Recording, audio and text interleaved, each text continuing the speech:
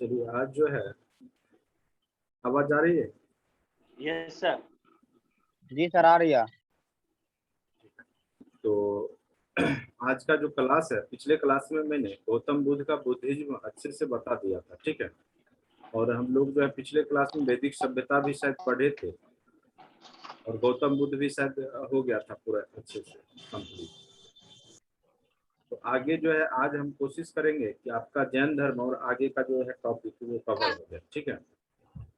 और आप GK GS का जो टॉपिक है हिस्ट्री का, वो बहुत ही इम्पोर्टेंट होता है हर एक एग्जाम के लिए। हिस्ट्री जो है हर एक एग्जाम के लिए जनरल कंपटीशन में बैंकिंग को छोड़ करके महत्वपूर्ण है। चाहे आप सिविल सर्विस की का प्रिपरेशन करते हो, चाहे रेलवे, एसएससी या जो भी सिपाही भर्ती बोर्ड या कुछ भी कर रहे हैं, ठीक है। तो हिस्ट्री जानकारी होना सबको बहुत जरूरी है, क्योंकि इसका जो पोर्शन हर एक एग्जाम में लगभग पूछे जाते हैं, ठीक है। तो आज का जो टॉपिक है वो है जैन धर्म से, क्योंकि बुद्धिज्म के बारे में हमने जो है आपको पिछले लेक्चर में बता दिया था। तो आज का जो क्लास होगा तो वो जैन के बारे में होगा। थोड़ा सा आवाज आप लोग देख लीजिए, क्लियर जा रही है आवाज में? आ रही है। हाँ आ रही है सर। चलिए ठीक। प्रॉब्लम तो कभी कभी बीच में वो थोड़ा बहुत इंटरफेरेंस आ रहा है, अच्छा, मे बी नेटवर्क इशू होगा। हाँ वो हो सकता है, ठीक है, कोई बात नहीं, थोड़ा बहुत तो ऑनलाइन में होता है।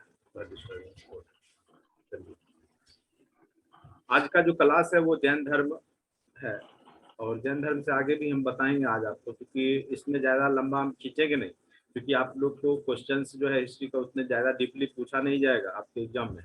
और जो एसएससी जीडी वगैरह में है तो सिंपली आपके जो बेसिक जो जीके है वो होना चाहिए, जनरल नॉलेज होना चाहिए, आपको डेप्थ में लेकर के नहीं जाएगा। तो इसलिए हम भी आपको डेप्थ में ज़्यादा नहीं घुमाएंगे, बस जो मेन चीज़ है जो बार बार क्वेश्चन पूछे गए हैं वही पे आपको जो है चर्चा करेंगे, ठीक है।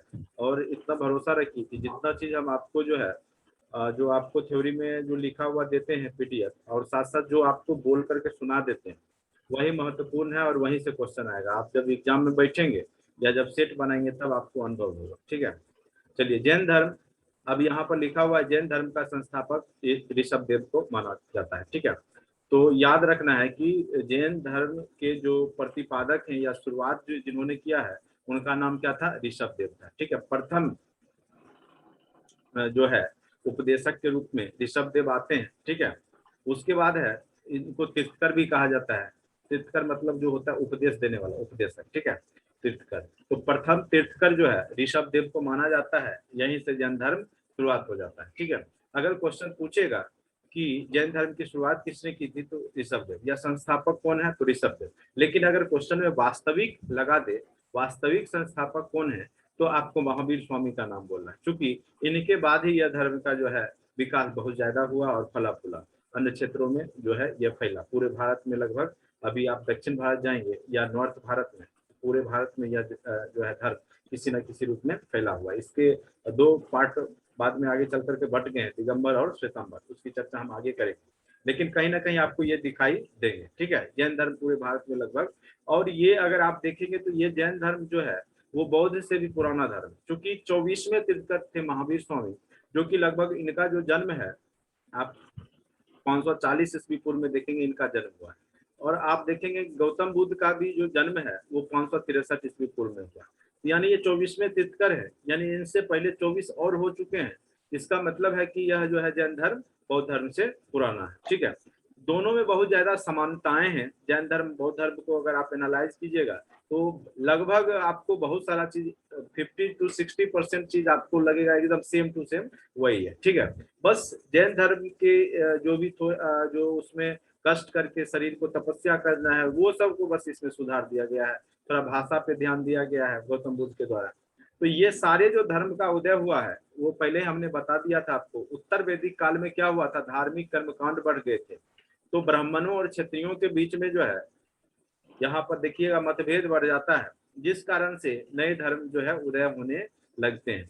क्योंकि जो शूद्र थे उसकी स्थिति में बहुत गिरावट आई थी, तो वो एक नए धर्म की तलाश में थे जिसमें कि इनको सम्मान मिले, ठीक है। तो ये सब जो धर्म आया तो ये धार्मिक कर्मकांड का विरोध किया, क्योंकि ये क्षत्रिय थे ये लोग, और ये लोग के मत में जो है आ गया तो ब्राह्मणों के प्रति चूंकि दोनों में मतभेद स्टार्ट हो जाता है। 1000 ईस्वी पूर्व में जब लोहे की खोज हो जाती है तो उसके बाद क्या होता है कि ये लोग जो है ब्राह्मण और क्षत्रिय अपने मतलब अपने स्थिति को सुदृढ़ करने के चक्कर में, ठीक है, क्योंकि यहाँ पे आप देखेंगे कि ब्राह्मण भी चाहता है शक्तिशाली बने और जो है क्षत्रिय है वो भी जो है अपना राजपाट बढ़ाना चाहता है, उसी में दोनों में मतभेद होता है, ठीक है। और यही कारण है कि आप देखेंगे कि जितने भी नए धर्म के उदय करता हुए क्षत्रिय वर्ग से, ठीक है, तो ये भी क्षत्रिय ही है महावीर स्वामी। तो यहाँ पर देखिए जो कि पहले जैन तीर्थकर थे, कौन थे? तो ऋषभदेव। जैन धर्म में कुल 24 तीर्थकर हुए, ठीक है। तो अंतिम तीर्थकर के बारे में पूछ सकता है, तो पार्श्वनाथ याद रखना है, ठीक है। पार्श्वनाथ जो है अंतिम तीर्थकर थे, 23वें तीर्थकर और 24वें तीर्थकर। या तो फर्स्ट पूछेगा ऋषभदेव, या तो 23वां पूछेगा, या 24वां अंतिम पूछेगा। अंतिम तीर्थकर महावीर स्वामी थे, जिन्हें जैन धर्म का वास्तविक संस्थापक भी कहा जाता है। तो कई लोग जो है पूछता है वास्तविक मार के आ जाते हैं ऋषभदेव, ऑप्शन में देखिएगा दोनों देगा। तो यहाँ पे ध्यान देने वाली बात है, जब वास्तविक पूछे तो आपको बोलना है महावीर स्वामी, ठीक है। और अगर पूछे सीधे जैन धर्म के संस्थापक कौन थे तो ऋषभदेव को बोलना, कंफ्यूज एकदम नहीं होइएगा। अब है महावीर स्वामी का जन्म कब हुआ था? तो महावीर स्वामी का जन्म याद रखना है आपको 540 ईस्वी पूर्व में हुआ था। कहाँ पे? तो वैशाली। अभी भी जो आप देखते हैं कि वैशाली जो जिला है उसी में जो है निकट कुंडल ग्राम, ठीक है, कुंडल ग्राम में हुआ था। कई जगह कुंड ग्राम भी लिखा रहता है, तो कुंडल ग्राम कुंड ग्राम कुछ भी रहे तो आप मार दीजिएगा, ठीक है। तो कुंडल ग्राम में हुआ था। इनके पिता का नाम सिद्धार्थ था। अब ये मतलब इसका मतलब ये नहीं समझ लेना है कि गौतम बुद्ध के पुत्र थे, क्योंकि गौतम बुद्ध का भी नाम क्या रहता है? सिद्धार्थ रहता है, तो कंफ्यूजन नहीं होना चाहिए। ये सिद्धार्थ अलग है। इनके पिता का नाम क्या है? सिद्धार्थ था, और माता का क्या नाम है? त्रिशला। बस ये सिंपल सा याद रखना है, पिता का नाम क्या है? सिद्धार्थ, और माता त्रिशला। दोनों में बहुत सारे शब्द का आप देखेंगे कि कंफ्यूजन होता है। जैसे वहां भी गौतम बुद्ध के पत्नी का जो नाम है वो है यशोधरा। क्या नाम है? यशोधरा। और यहाँ पे जो है महावीर स्वामी के पत्नी का नाम क्या है? यशोदा। तो कंफ्यूजन नहीं होना चाहिए। धरा जिसमें लगा हो तो गौतम बुद्ध को याद रखना, ठीक है। और यशोदा जो है वो है आपके महावीर स्वामी। तो यहाँ पे आपको दिक्कत थोड़ा सा हो सकता है। तो बचपन से देखिए ये जिस प्रकार से गौतम बुद्ध जो है सन्यासी बनते 29 वर्ष की अवस्था में, जब घर को छोड़ करके बाहर निकलते हैं और 6 वर्ष तक तपस्या करते हैं, तब इनको ज्ञान की प्राप्ति होती है। उसी प्रकार महावीर स्वामी का जब उनके माता पिता का देहांत हो जाता है, और एक बात और याद रखिएगा, महावीर स्वामी के बचपन का नाम वर्धमान था। क्या नाम था? वर्धमान, ठीक है। महावीर स्वामी के बचपन का नाम क्या था? वर्धमान, ठीक है। महावीर स्वामी के जब माता पिता का देहांत होता है तो ये 30 वर्ष की अवस्था। गौतम बुद्ध कितने वर्ष की अवस्था में घर से निकले थे? तो 29 वर्ष की अवस्था में। और ये निकलते हैं कितने वर्ष की अवस्था में? तो 30 वर्ष की अवस्था में घर से बाहर निकलते हैं। तो बस 1 वर्ष का अंतर। 29 वर्ष में गौतम बुद्ध निकलते हैं और 30 वर्ष में कौन निकलते हैं? महावीर स्वामी, ठीक है। उसके बाद जो है ये लगभग जो है 12 वर्ष तक तपस्या करते। कौन? महावीर स्वामी ने 12 वर्षों तक तपस्या किया था, और गौतम बुद्ध मात्र 6 वर्ष तक ही तपस्या किए थे।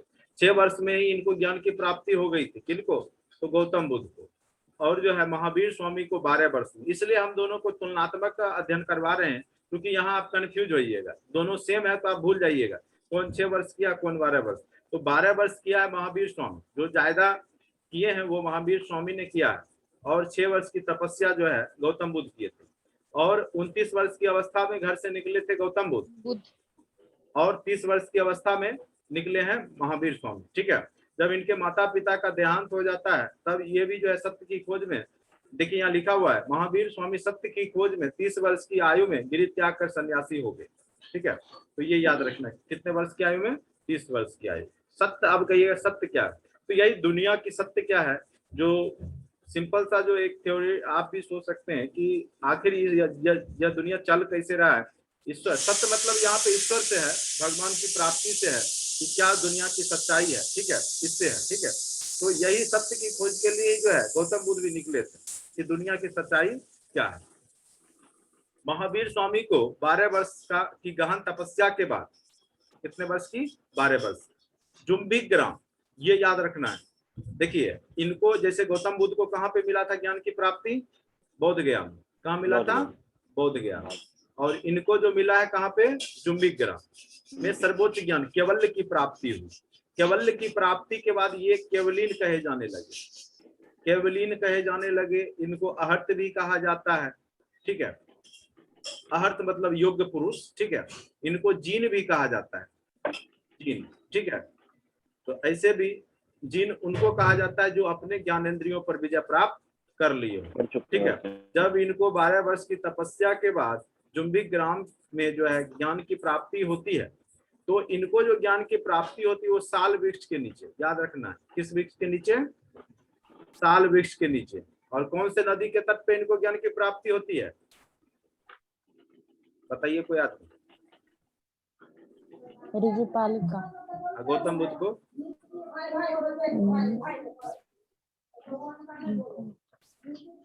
निरंजना नदी। हाँ, निरंजना नदी, ठीक है। तो इनको ऋजुपालिका नदी के तट पे साल वृक्ष के नीचे जो है ज्ञान की प्राप्ति होती है, ठीक है। जुम्बिक ग्राम पड़ता है, गांव है जुम्बिक, वहीं पर। और उसके बाद ये केवलीन कहे जाने लगे। केवलीन का अर्थ ही होता है केवल ज्ञान, यानी इनको जब ज्ञान की प्राप्ति हुई तो केवलीन कहे जाने लगे। अहर्त भी कहा गया है, ठीक है। उसके बाद ये जिन भी कहा जाने लगा इनको, ठीक है। जिन का मतलब होता है जो अपने इंद्रियों पर विजय प्राप्त कर लिया, ठीक है। तो इंद्रिय मतलब आपका जो 5 इंद्रिय हैं, मुंह पर जो है आपका जो भी आंख है, कान है, ये सब पे जो विजय प्राप्त कर लेता है, जो ज्ञानेंद्रियां हैं उन पर, उसी को जीन कहा जाता है। आप इनको देखेंगे कि ये जो है तपस्या का जो माध्यम बहुत कष्टकर अपनाते हैं। यानी अभी भी जो है जैन धर्म के लोग जो है बहुत अहिंसावादी होते हैं, और नग्न अवस्था में जो आपके दिगंबर समूह के जो लोग होते हैं जैन धर्म को मानने वाले, वो अभी भी नग्न अवस्था में रहते हैं। यहाँ तक चप्पल तक नहीं पहनते हैं, क्योंकि उनको लगता है कि चप्पल के नीचे ज्यादा जीव आ सकते हैं। और आप देखेंगे कि नाक में भी जो है कपड़ा लपेटे रहते हैं, जिससे कि नाक के माध्यम से भी कोई कीटाणु जीवाणु शरीर में जाकर के उसकी हत्या ना हो जाए। इतना तक ये लोग करते हैं, ठीक है। तो बहुत ज्यादा ये लोग जो है अहिंसावादी है, बहुत ज्यादा। अब देखिए यहाँ पर है जैन धर्म का पवित्र ग्रंथ कौन सा है? कल्पसूत्र।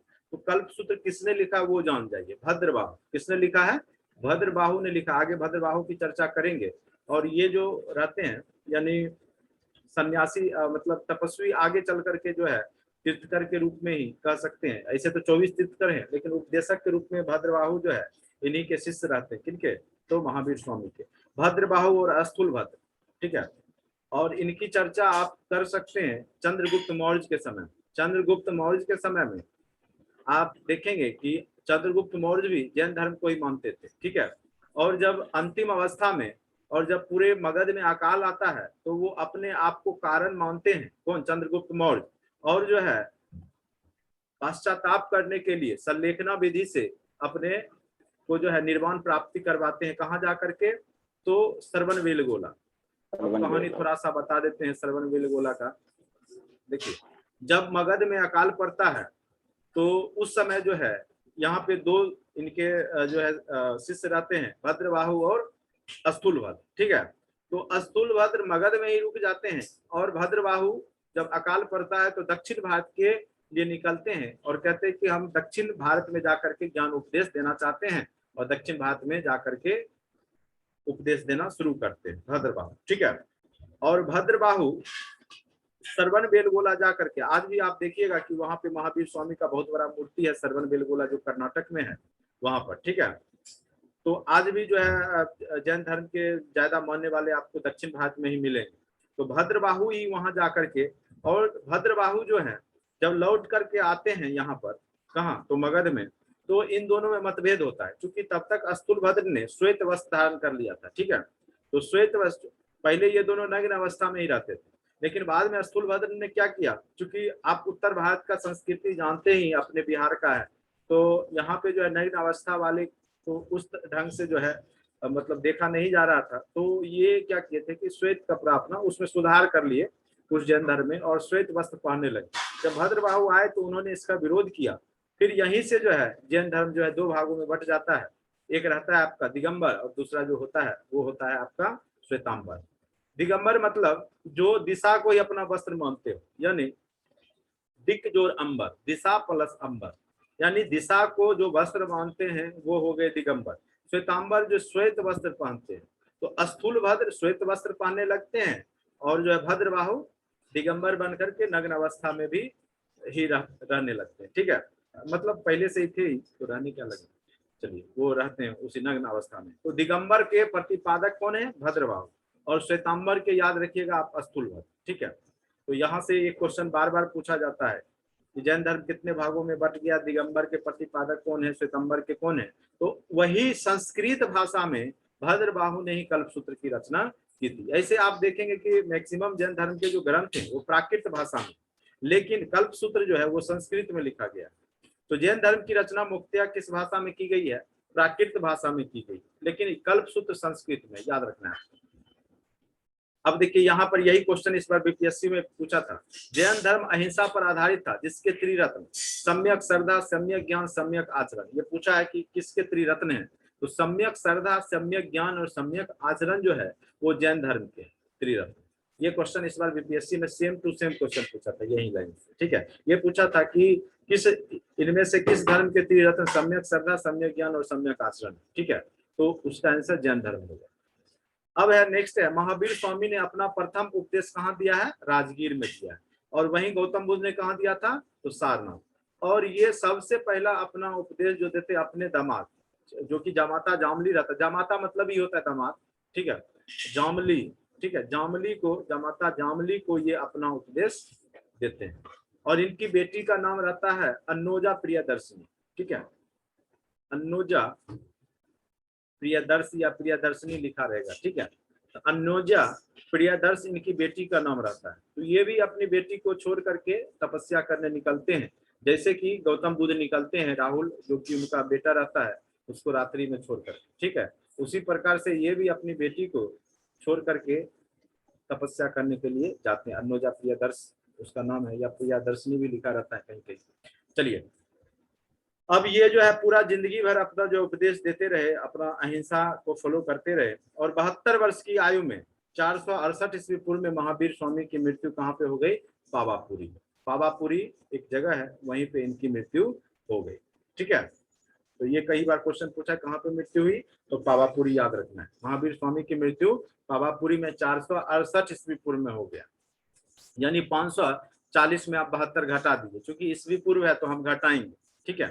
तो 72 घटाइएगा 468। ऐसे भी अगर याद रखिएगा तो गौतम बुद्ध जिए थे कितना दिन तक, 80 वर्ष तक। तो उनका जन्म हुआ था 563 ईस्वी पूर्व, 80 घटाइएगा 483 हो जाएगा। और यहाँ पे जब आप 72 घटाइएगा 540 में से, तो आप स्वतः पहुंच जाइए 400। अगर कंफ्यूजन हुआ तो 500, जन्म भी याद है तो 72 उसमें से घटा दीजिएगा, क्योंकि यह जो है कम, थोड़ा सा कम दिन जिए हैं। यानी जो आपके महात्मा बुद्ध हैं वो 80 साल तक जीवित रहे थे और ये 72 वर्ष की आयु तक जीवित रहे थे, ठीक है। तो इस प्रकार से आपका जो है यहाँ पर, अब देखिए जो जैन संगति हुआ है, खास करके आपके एग्जाम में बहुत संगति ही पूछता है, लेकिन जैन संगति भी जो है 2 हुआ है। उसमें से प्रथम जैन संगति जो हुआ था स्थूलभद्र, और यहीं पे जो है आपका जो है 2 भाग में बटा था, एक श्वेतांबर और दिगंबर में। और ये प्रथम संगति का जो अध्यक्ष थे वो स्थूलभद्र ही थे, क्योंकि यही पाटलिपुत्र में रहते हैं और पाटलिपुत्र में ही प्रथम जैन संगति हुआ है, इसलिए स्थूलभद्र ही वहां की अध्यक्षता करते हैं। और यहीं पे जो है 2 भाग में बट गया, श्वेतांबर और दिगंबर। अब है द्वितीय जैन संगति जो हुआ है बल्लभी, जो गुजरात में है वहां पर, और इसके जो अध्यक्ष हैं वो देवर्धि क्षमा सरवन है, ठीक है। तो यहाँ से क्वेश्चन अगर पूछेगा तो आप लोग अपना बना लीजिए। अब है जैन धर्म 2 संप्रदायों में श्वेतांबर और दिगंबर में बट गया। तो यहाँ पे लिखा हुआ है श्वेतांबर स्थूलभद्र, देखिए आधा स्व दिख रहा है, तो याद रखिएगा। दिगंबर ऐसे भी आपको याद रहेगा भद्रबाहु, एक याद रखिएगा स्थूलभद्र बस, ठीक है। स्थूल आधा स्व नहीं, श्वेतांबर स्थूलभद्र, दिगंबर भद्रबाहु, ठीक है, याद रखिएगा। कलिंग राजा खारवेल तथा अजातशत्रु का पुत्र उदय इन भी जो था वो जैन धर्म के ही अनुयायी थे। उसके बाद है जैन तीर्थंकरों के 5 मंदिर का निर्माण जो है चंदेल शासकों ने खजुराहो में करवाया था। तो यहाँ से बस इंपॉर्टेंट क्वेश्चन यही सब पूछेगा कि महावीर स्वामी का जन्म कहाँ पर हुआ, कितना ईस्वी में हुआ, उसके बाद ज्ञान की प्राप्ति कहाँ पर हुई, ठीक है।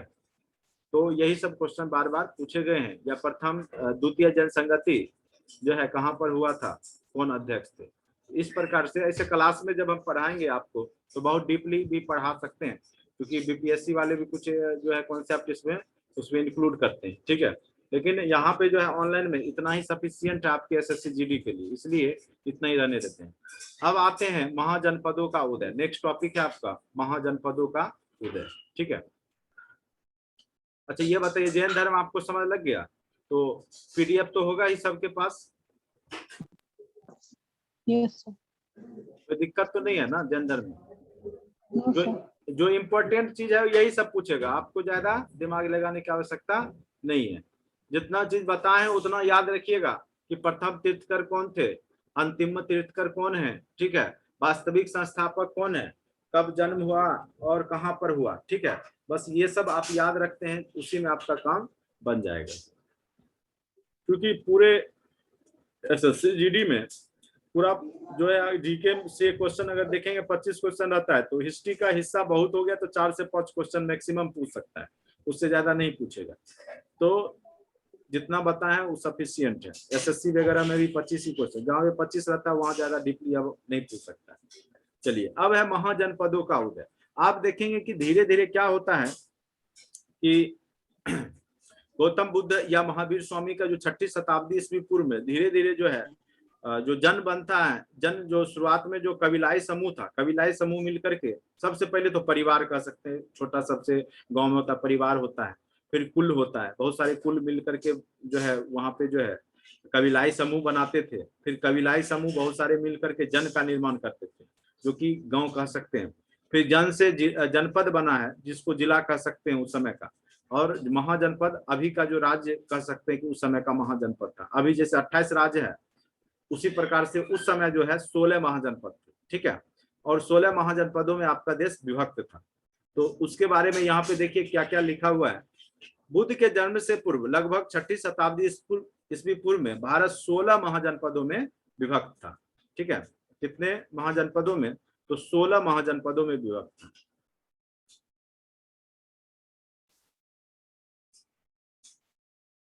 जिसका कि उल्लेख हमें बौद्ध ग्रंथ के अंगुत्तर निकाय से मिलता है। एक अंगुत्तर निकाय एक बौद्ध ग्रंथ है, जिससे कि आपको वहां पे मिलता है कि उल्लेख है कि 16 महाजनपद उस समय 6ठी शताब्दी। और दूसरी नगरीय क्रांति अगर पूछे कब हुआ है, तो यही 6ठी शताब्दी ईस्वी पूर्व में यहीं पे नगर का निर्माण हुआ है, महाजनपद का निर्माण हुआ है।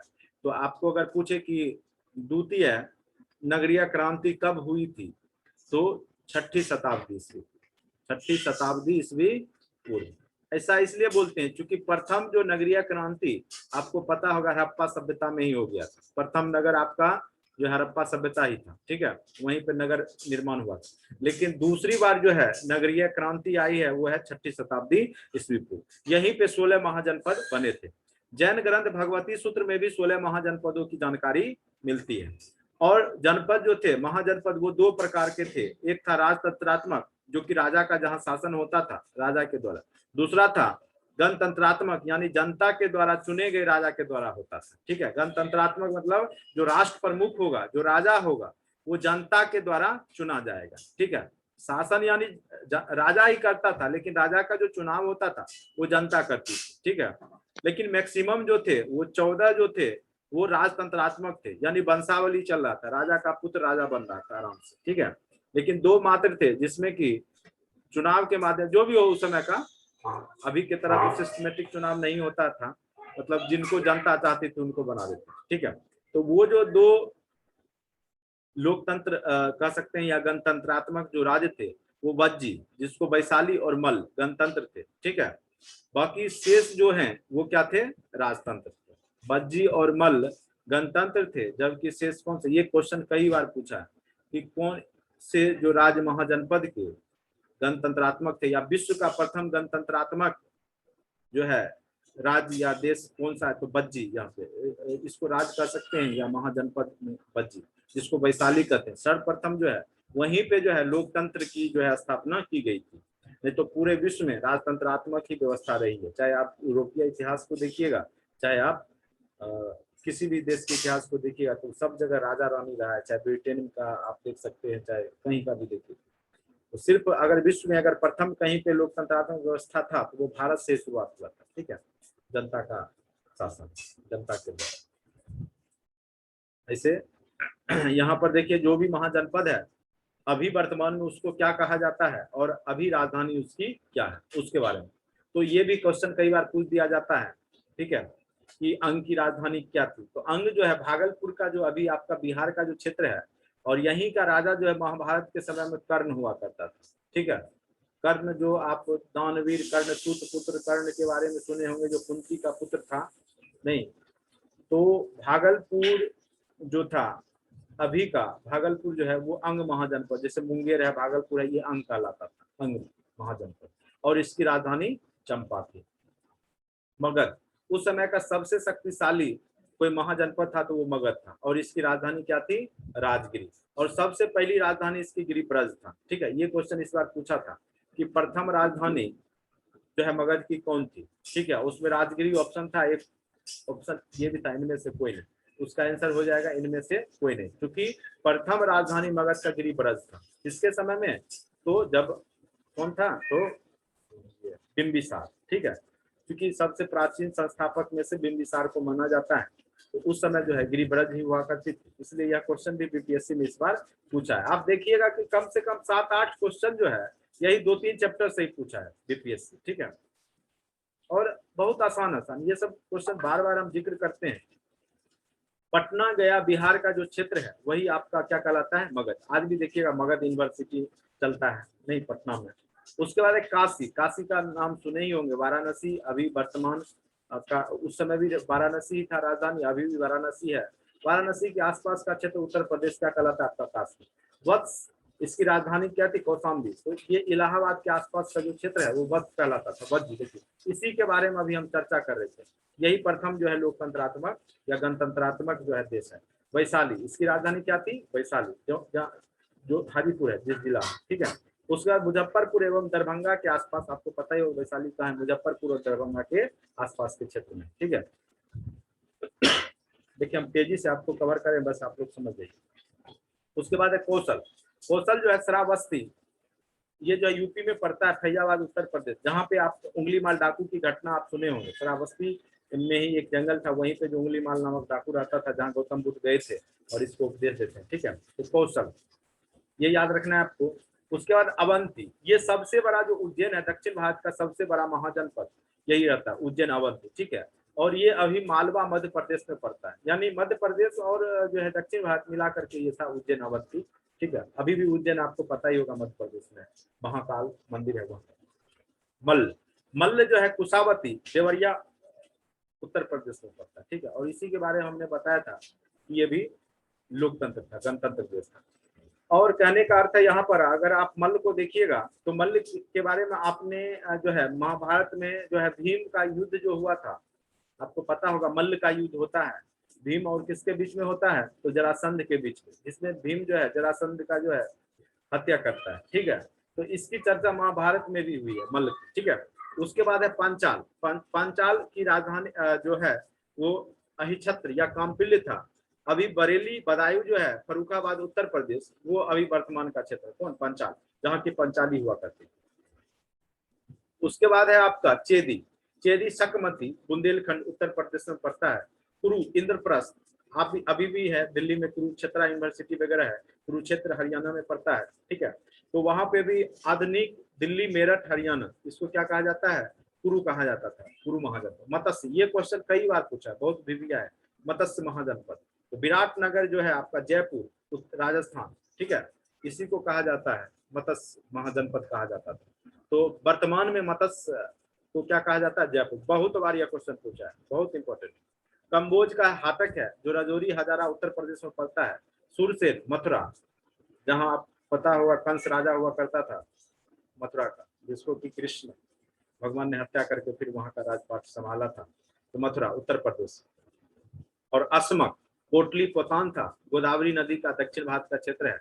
गांधार, ठीक है, गांधार जहाँ की गांधारी थी। तक्षशिला, दुनिया का सबसे प्राचीन विश्वविद्यालय कोई है तो वो है तक्षशिला, ठीक है। तक्षशिला विश्वविद्यालय सबसे प्राचीन है, ठीक है। और यहीं पे आप पढ़े होंगे चाणक्य जो है प्रोफेसर का काम करता था।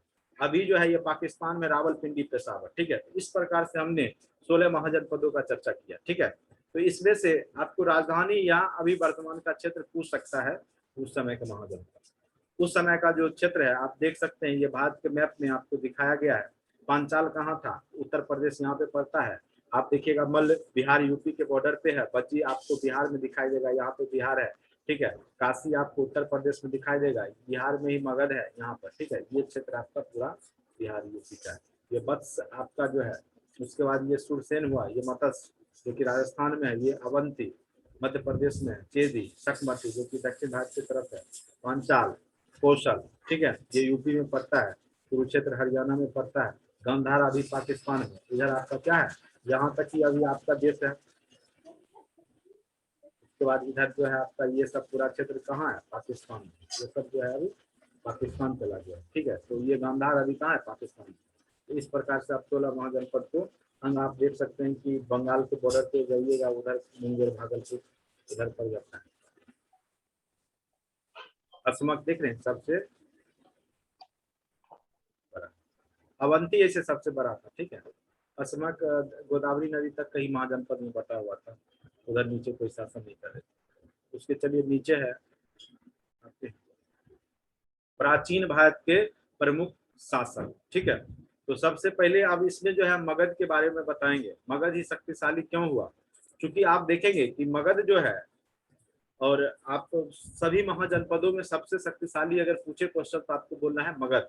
मगध महाजनपद सबसे शक्तिशाली महाजनपद था, ठीक है, ये याद रखना है। सबसे शक्तिशाली महाजनपद कौन था, मगध। इसके पीछे क्या रीजन है, तो सबसे पहला रीजन है यहाँ के जो राजा हुए वो बहुत समझदार हुए, ठीक है, बहुत बुद्धिमान थे, और उन्होंने साम्राज्यवाद का विस्तार, साम्राज्यवादी भी थे, साम्राज्य को विस्तार भी करते थे। तो सबसे पहला जो राजा हुआ बिंबिसार, वो आप पता होगा कि इसने जो है विवाह संबंध की नीति अपनाई, और विवाह संबंध की नीति अपनाते हुए लगभग 500 शादियां किया और आसपास के क्षेत्र को जीत लिया, ठीक है। ये युद्ध करता था, और युद्ध में जो राजा हारते थे तो उसके यहाँ यह उससे जो है विवाह संबंध की नीति अपनाता था, उसके घर में विवाह शादी करता था, जिससे कि फिर दोबारा उस पर आक्रमण नहीं, ठीक है। उसके बाद जो है इसका जो पुत्र रहता है अजातशत्रु, इसने भी जो है साम्राज्यवाद का विस्तार किया। आप देखेंगे कि वैशाली को जो है इसने शीलकंटक और जो है एक महाशीलकंटक जो है उस समय का हथियार था, बैंड हथियार था, लेकिन उसका कूटनीति के साथ प्रयोग करके इसने वैशाली को जीत लिया था, ठीक है। तो अजातशत्रु ने भी साम्राज्य विस्तार किया। उसके बाद इसका पुत्र रहता उदयन, उदयन ने भी आप देखेंगे कि पाटलिग्राम पाटलिपुत्र जो है उसका निर्माण करता है, ठीक है। यानी इसके जो भी शासक हुए, लगभग आगे चल करके जो भी शासक हुए, अशोक देखेंगे वो सब भी जो है मगध के ही थे। चंद्रगुप्त मौर्य ने भी एक अखंड भारत का निर्माण किया, फिर आपका जो बचा खुचा था कसर वो सम्राट अशोक पूरा कर देता है, ठीक है। इस प्रकार आप देखेंगे कि यह जो है यहाँ पे बुद्धिमान राजा हुए, ठीक है, और साम्राज्यवादी राजा भी हुए, जिस कारण से यह जो है इसका विस्तार भी बढ़ा और शक्ति में भी जो है इजाफा हुआ। दूसरा रीजन था कि यह देखिएगा कि जो मगध है वो गंगा के मैदानी भागों में बसा हुआ है। जैसे अगर आप ये देख सकते हैं, ये भारत है, यहाँ पे है, तो यहीं से गंगा जो है, तो यह जो है यह क्षेत्र जो है उपजाऊ है।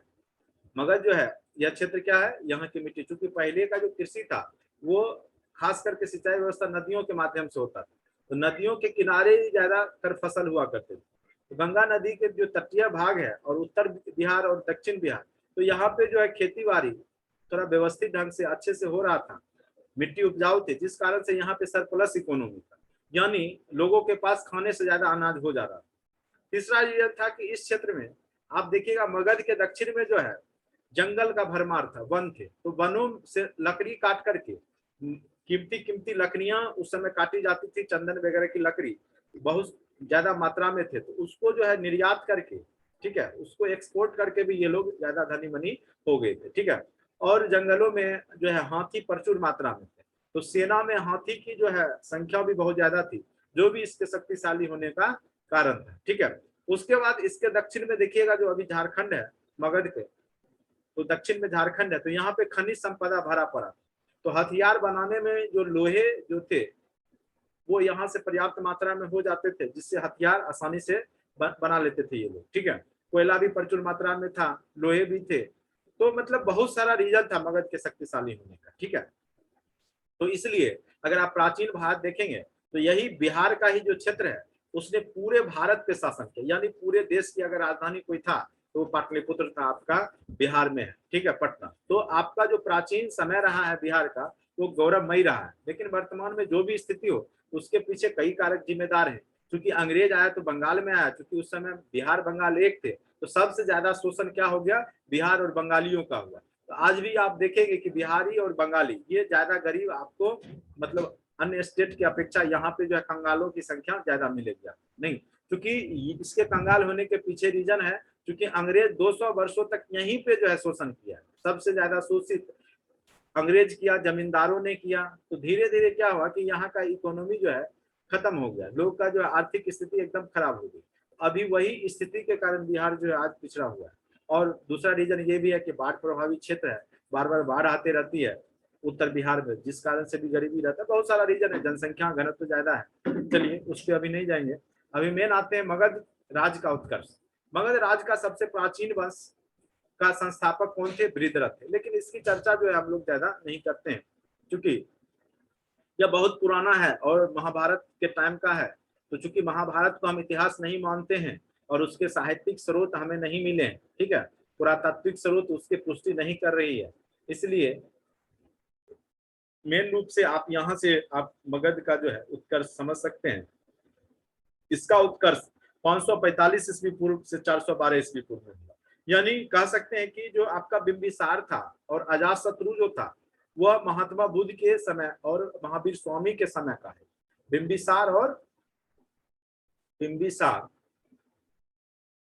और अजातशत्रु का बेटा जो है महात्मा बुद्ध और महावीर स्वामी के समय का।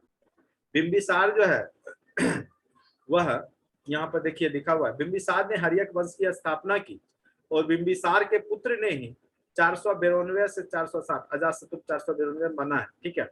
उसने अपने पिता की हत्या करके, ठीक है, ये सिंहासन प्राप्त किया था, इसलिए इसको पितृहंता वंश भी कहा जाता है। किसको, तो हर्यक वंश को। हर्यक वंश को पितृहंता वंश इसलिए कहा जाता है क्योंकि इसमें आप देखेंगे कि जो है बेटा जो है पिता की हत्या करके गद्दी को हथियाया है, ठीक है। तो अजातशत्रु बिंबिसार को मार करके गद्दी पकड़ता है 492 ईस्वी पूर्व में, और फिर इसका पुत्र जो रहता है उदय, वो इसकी हत्या करके गद्दी पे आता है, तो इसलिए हम इसको पितृहंता वंश के नाम से भी जानते हैं। तो हर्यक वंश का जो प्रथम साम्राज्यवादी शासक है वो बिंबिसार है, ठीक है, और इसने विवाह संबंध की नीति अपना करके अपना साम्राज्य विस्तार किया था। इसी का पुत्र था अजातशत्रु, जिसके समय में 483 ईस्वी पूर्व में आपको पता होगा कि प्रथम बहुसंगति हुआ था। जब गौतम बुद्ध निर्माण प्राप्ति करते तो उसी वर्ष जो है इसने जो है एक आयोजन किया था, ठीक है, अजातशत्रु ने अपने पिता बिंबिसार की हत्या। चली, ये तो हो गया। नेक्स्ट पॉइंट क्या है, अजातशत्रु बौद्ध धर्म का अनुयायी था। आप देखेंगे कि अजातशत्रु जो है बौद्ध धर्म को मानता है और बाद में चल करके आगे चल करके जो है यह जो है बौद्ध महासभा या बौद्ध महासंगति 483 ईस्वी पूर्व में करवाता है, ठीक है। उसके बाद है इसका पुत्र रहता उदयन। उदयन हर्यक वंश का महान शासकों में से एक था और इसने जो है पाटलिपुत्र का निर्माण किया। बहुत इंपॉर्टेंट क्वेश्चन है, कई बार ये पूछा है कि पाटलिपुत्र शहर का निर्माण किसने किया था या पाटलिपुत्र नगर का निर्माण किसने किया था, तो उदयन। नाम याद रखिएगा, इसको नहीं भूलिएगा, ये कई बार ये क्वेश्चन उदयन के बारे में पूछा है। अब अंतिम जो शासक है हर्यक वंश का वो नागदशक था, ठीक है। कौन था, तो नागदशक, ये याद रखिए। हर्यक वंश का अंतिम शासक नागदशक। इससे ज्यादा आपको यहाँ से क्वेश्चन नहीं पूछेगा। अब नेक्स्ट आते हैं शिशुनाग वंश। अब देखिएगा हर्यक वंश का सेनापति रहता है शिशुनाग। उसने क्या किया कि अपने ही राजा जो नागदशक है उसकी हत्या करके शिशुनाग वंश की स्थापना कर दी। और इसी का जो है इसी वंश का शिशुनाग वंश का एक प्रतापी शासक रहता है कालाशोक, ठीक है, जिसके समय में दूसरा बौद्ध महासंगति जो है, ठीक है, 383 ईस्वी पूर्व में राजधानी वैशाली में हुई। ये बहुत इंपॉर्टेंट क्वेश्चन है, कई बार यह क्वेश्चन पूछा जा चुका है। यानी 100 वर्ष बाद 483 ईस्वी पूर्व में प्रथम बौद्ध महासंगति किसके समय में हुआ, तो अजातशत्रु के समय। उसके बाद 100 वर्ष बाद, ठीक है, यानी 383 ईस्वी पूर्व में जो द्वितीय बौद्ध महासंगति होता है वो काला अशोक के समय में होता है, ठीक है। और कहाँ पे होता है और इसकी राजधानी क्या थी काला अशोक के समय में, याद रखना। कई बार यह क्वेश्चन पूछा है कि काला अशोक की राजधानी क्या थी। लोग राजगिरी मार देते हैं क्योंकि मगध का शासक था, लेकिन इसकी राजधानी क्या थी, वैशाली थी, ठीक है, याद रखना। काला अशोक ने अपनी राजधानी किसको बनाया था, वैशाली। शिशुनाग इस वंश का अंतिम शासक था। सॉरी, शिशुनाग वंश का अंतिम शासक कौन था? नंदीवर्धन। शिशुनाग वंश का अंतिम शासक कौन रहता है? नंदीवर्धन। और नंदीवर्धन की हत्या करके ही नंद वंश आता है, ठीक है। महापद्मनंद, महापद्मनंद, ठीक है। इसको कहा जाता है, ये प्रथम शूद्र शासक है।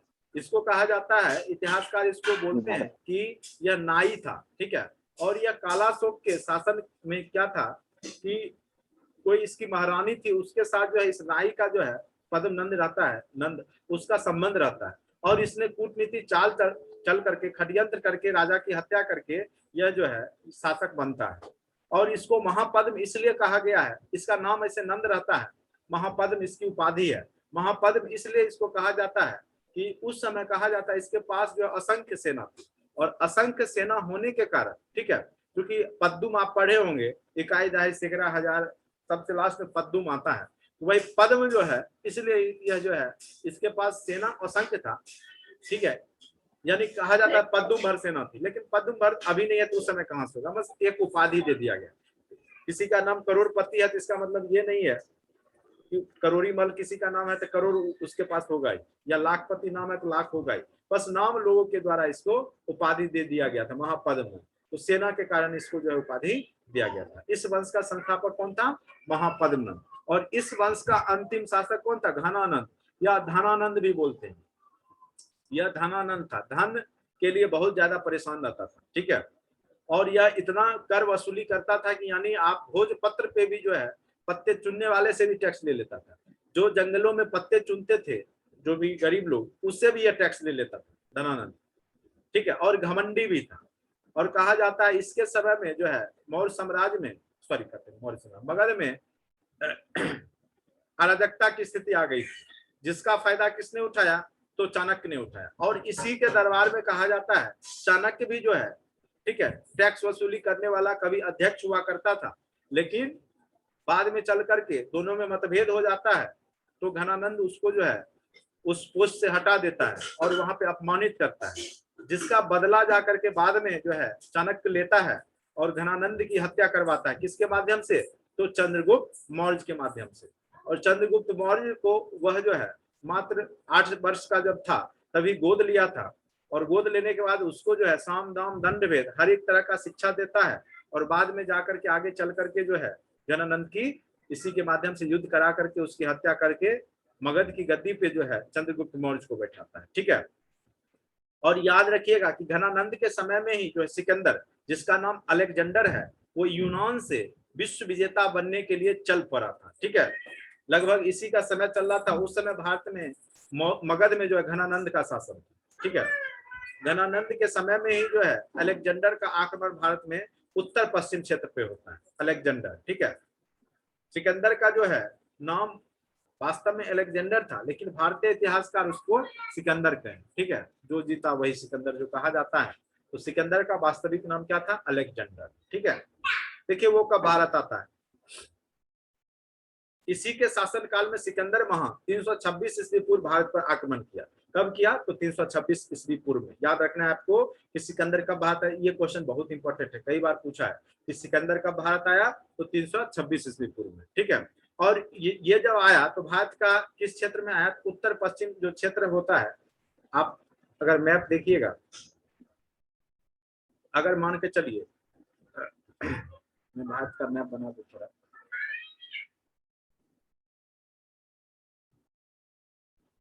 अगर ये भारत का मैप है तो ये जो क्षेत्र है, तो इस क्षेत्र में सबसे पहले वो आया। उस समय चूंकि पाकिस्तान भी भारत में था, तो इस क्षेत्र में आकर के उसने आक्रमण किया। और यहीं पे जो है राजा पोरस जो है विसत्ता नदी के किनारे जहाँ पे शासक रहते हैं, तो इसी को जो है सर्वप्रथम जो है टक्कर देने वाला कोई शासक, बाद बाकी शासक ने तो इसका जो है इसके आक्रमण से पहले ही जो है इसको स्वीकार कर लेते थे राजा। यानी कहने का अर्थ है कि युद्ध नहीं करते थे। मैक्सिमम जो राजा थे वो सिकंदर की सेना देख करके भयभीत हो जाते थे। सिकंदर की कहानी हम क्लास में फिर आपको अच्छे से बताएंगे, ठीक है। वो जब निकला था तो इसके पास बहुत कम सेना थी, यूनान से आया था, ठीक है। यूनान जो ग्रीक देश है, यानी आप कह सकते हैं एशिया के पश्चिम बॉर्डर पे है, और यूरोप और एशिया के बॉर्डर पे, जहाँ पे अभी आपका जो है इजराइल वगैरह है, ठीक है, उसी के आगे जाकर के है, ठीक है। जो अभी आपका देखते हैं हैं कि इजराइल गाजा पट्टी ये सब जो हो रहा है, हमला होते रहता है, नहीं। तो उधर से ही जो है अलेक्जेंडर जो है विश्व विजेता का सपना लेकर के भारत पहुंचा था, और यहाँ पर एक ही राजा उसको टक्कर दिया था, वो था कौन? तो राजा पोरस, ठीक है।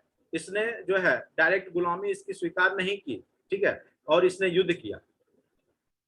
और युद्ध में क्या होता है, कहा जाता है, इसे भारतीय इतिहासकार तो बोलते हैं कि युद्ध में राजा पोरस ही जीता था। ऐसा इसलिए कहते हैं क्योंकि जो विश्व विजेता बनने के लिए निकला था, और मात्र उस समय एक ही क्षेत्र बचा हुआ था भारत का, अगर वो इस क्षेत्र को जीत लेता तो विश्व विजेता हो जाता।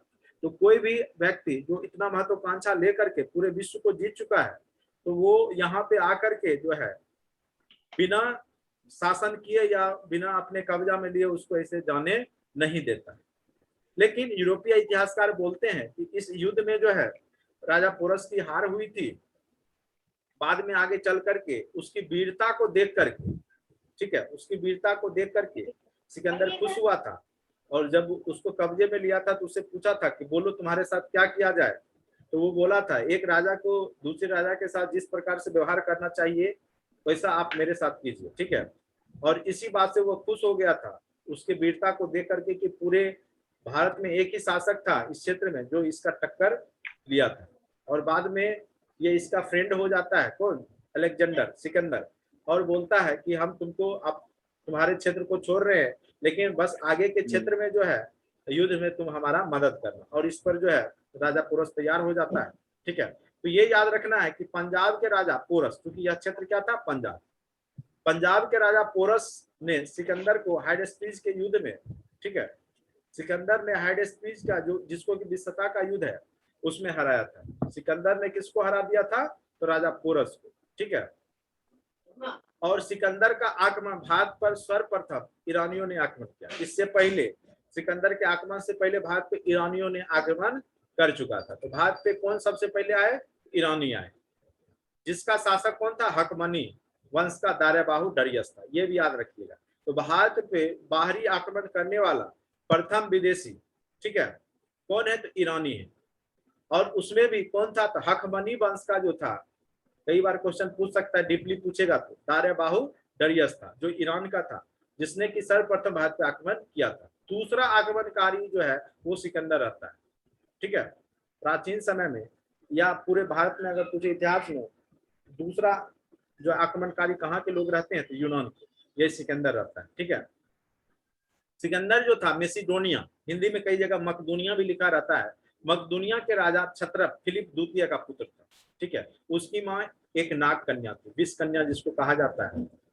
देखिए उस समय का क्या होता था ना कि राजा जो था अपने कूटनीति के लिए कुछ महिलाओं को जो है, ठीक है, विष कन्या बनाता था। विष कन्या ऐसी महिला होती थी जिसपे जहर का असर नहीं होता था, अगर ये किसी को काट ले या कुछ भी तो उसके शरीर में विष फैल जाता था। तो इसको शुरू से ही राजा अपने कूटनीति के लिए विष कन्या का प्रयोग किया करते थे, ठीक है। किसी के यहाँ भेज करके, यानी राजा को अगर मरवाना है या कुछ करना है तो विष कन्या जो है इसमें बहुत महत्वपूर्ण भूमिका निभाती है, ठीक है। विष कन्या आप एक देखे होंगे, पहले चंद्रकांता आता था सीरियल, उसमें एक विष कन्या थी तारा, ठीक है। तो वही विष कन्या रहता है ये इसकी माँ कौन? तो अलेक्जेंडर की माँ, अलेक्जेंडर की माँ। सिकंदर का जन्म 356 ईस्वी पूर्व में हुआ था। कहाँ पे हुआ था? तो मकदूनिया में। सिकंदर के गुरु अरस्तु, देखिए एक महान गुरु का यह शिष्य था। अरस्तु को जीव विज्ञान का भी जनक कहा जाता है, पॉलिटिकल साइंस का भी जनक कहा जाता है।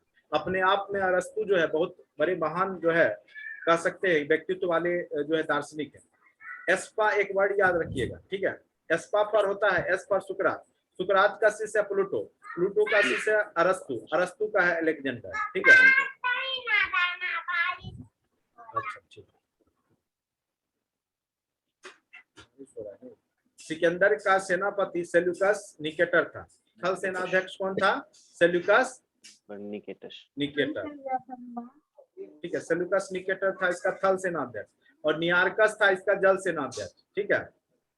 जब ब्यास नदी को पार करने से इसकी सेना मना कर देती है, क्योंकि बहुत ज्यादा समय हो चुका था और सिकंदर ने बहुत ज्यादा धन अर्जित कर लिया था, यानी इसके सेनाओं ने इतना धन अर्जित कर लिया था कि वो लोग जो है यूनान लौट जाना चाहते थे, वो आगे के जो है युद्ध में भाग लेना नहीं चाहते थे। तो लास्ट में जाकर के और वहां पे उस क्षेत्र में उस समय चाणक्य जो है एक अफवाह भी फैलवा देते हैं कि जो इस व्यास नदी यानी गुप्तचर जो रहता है, चूंकि जनक को पता रहता है अगर यह जो है अगर उत्तर भारत में आ जाएगा तो फिर सिकंदर का ही कब्जा हो जाएगा, तो फिर जो है ये चंद्रगुप्त मौर्य यहाँ का शासक कभी नहीं बन पाएगा। क्योंकि उसी क्षेत्र में ये रहते हैं उस समय प्रोफेसर तक्षशिला में, तो इसने जो है अपने गुप्तचर के माध्यम से उस एरिया में जो है सन्यासी के भेष में गुप्तचर छोड़ दिया, और सभी गुप्तचर वहां जाकर के बस यही बोलते थे कि जो इस व्यास नदी को पार करेगा वो जिंदा नहीं बचेगा, ठीक है।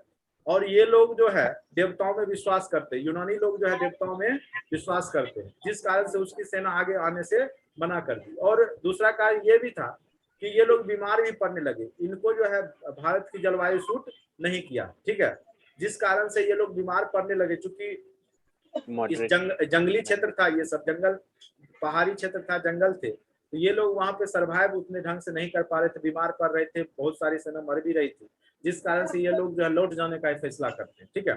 तो नियार्कस अपना जल सेना के साथ जाता है और सेल्यूकस निकेटर को जो है सिकंदर यही छोड़ देता है उत्तर पश्चिम क्षेत्र में। बाद में देखिएगा कि इसी की बेटी से चंद्रगुप्त मौर्य का शादी, जो हेलेना रहती है, कार्नेलिया जिसको कहा जाता है, उससे बाद में चल करके जो है शादी होता है, सेल्यूकस निकेटर की ही बेटी रहती है, ठीक है।